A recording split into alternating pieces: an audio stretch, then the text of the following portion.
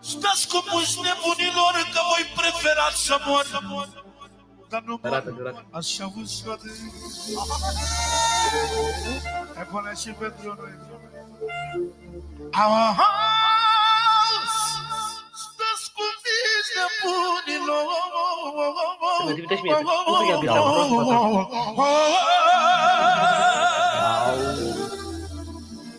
Stați cu mulți nebunilor că voi preferați să mor, dar nu mor așa ușor în fața dușmanilor. Eu rămân tăticuloare.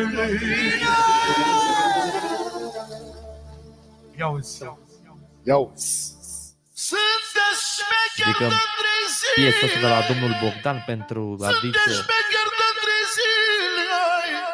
Și acum vă dați la mine.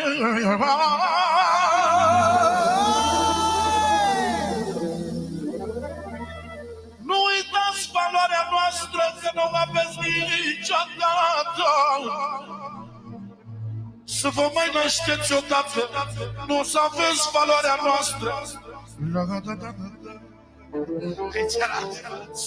Stați cu mici nebunilor, că voi prefera să mor, și nu vă mai dați la mine. Zici mie cât este piesa, domnul. Sunteți șmecher de zile.